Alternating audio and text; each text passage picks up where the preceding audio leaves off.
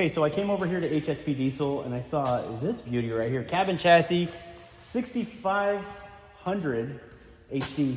Do you own one of these trucks? Let us know in the comments. But either way, if you own one of these trucks, plan on owning one of these trucks, or want to know a little bit of information, just some little inside things, listen to this. So what's going on, Joe? Why is this here? So we had a friend of mine call and say, hey man, we got this 6500 HD that is having an intercooler tube issue, and they called GM, and apparently they're on national back order, and they could not even give them an ETA on when it was going to be available again.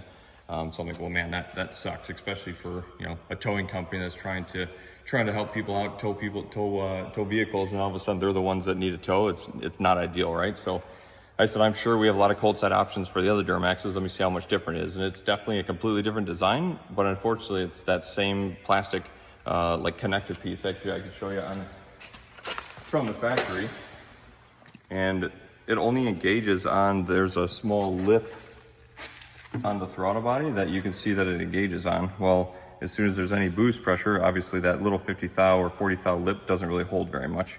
And I think the main issue with these trucks is the length of the cold side tube. I mean, that is like the entire cold side tube, and you can see the customer, they were trying to do everything they could. They were trying to epoxy that on just to get it on the road so they could get it back up and running to get it over here. But it must have sounded horrible. Yeah, 100%. I can only imagine. But because it's so short, there's no flex, right? There's no give that the motor's going to move in there with the motor mounts and whatnot. And so I think what we're looking about doing, and actually this is a great debate because I want to see what your guys' thoughts are. So this is just a prototype coupler I made up to just verify, fitment and everything. But this would be essentially that tube that would then go to the intercooler. Actually rolls like this. But what I don't like about it is it's such a short distance. I don't have a lot of wiggle room when the motor rolls and rocks on the engine mounts. And so I only have a clip that I can put on here for like a retainer. So I want your guys' opinion. I know this is not a standard style connection for a boot, but it also does have a super good barb there that when you put a T-bolt clamp on it, it does hold really well. And if I could make a silicone coupler that was this long with a reinforcement on it, like we make our high reinforced with the steel ring, I think that's kind of what we're thinking, because it would have a little bit of that like corrugation that would move. And as long as this connection would stay on there, which, like I said, I think it would. It not only is it a tight connection to get on there, but to get it once you put your clamp on there, I really don't think that would come off. And I think that might be a better option than. I think that'd be just from the consumer aspect, I think that would be the better option with the clamp, but that would be so much cleaner. I have a hard time getting, like, I feel like this is how it's supposed to be, but I understand like in applications, like this is failing. Obviously because it's plastic, maybe we would have more luck with the aluminum. I know that this would not fail. And for guys, especially like this tow company, I would rather give them a product like this that would work. But I saw the issue. I thought of Josh. I said, man, this is totally something that could help his viewers and consumers and stuff. So if you guys own one of these trucks and you are having these issues, like comment below, because I think it's kind of crazy that GM doesn't have these things even a date. But let's show it here really quick. This is the truck. I'll show you. I'll open the hood and while they're doing that, on a side note, for some of you LML Plus owner Duramaxes, the sleeve is exactly the same as far as, or the idea, should I say, as far as locking that. It's got a plastic locking ring right here. And you can see it actually it clicks on.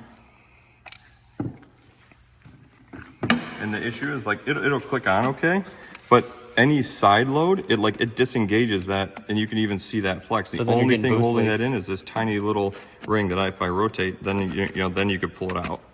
But any movement in that little tiny plastic ring is all that's holding it in by that little tiny lip. So you can see there's very little engagement that actually holds it in, especially if the tube is short. You're going to have a lot of push and pull on that thing from the engine rolling, and it's going to cause a lot of issues. That's kind of why we're talking about going to that reinforced silicone. And you're saying that these are on national back order, and that's why this is here. That's what we were told. So they needed the truck in the fleet, and they said we'll do whatever we need to do to get it back in the fleet.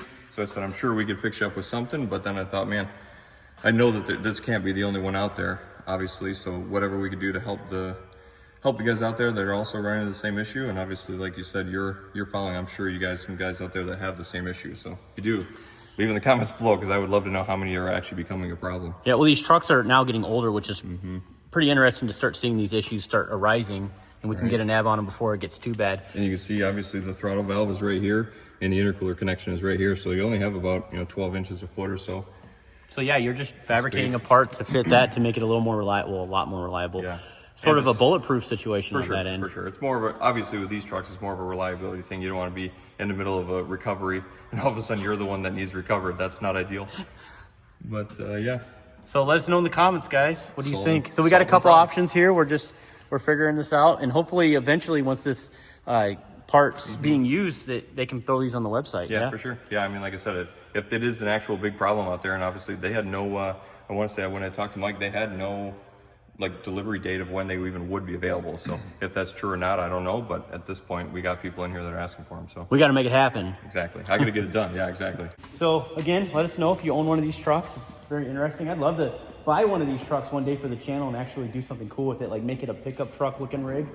But hey, look, if you guys are interested in HSP products, check out our website, truckmasterdiesel.com, as well as other performance application parts. We sell a ton of them. I'll leave that link in the description below. Thank you guys so much for watching. We'll see you on the next one. Stay tuned.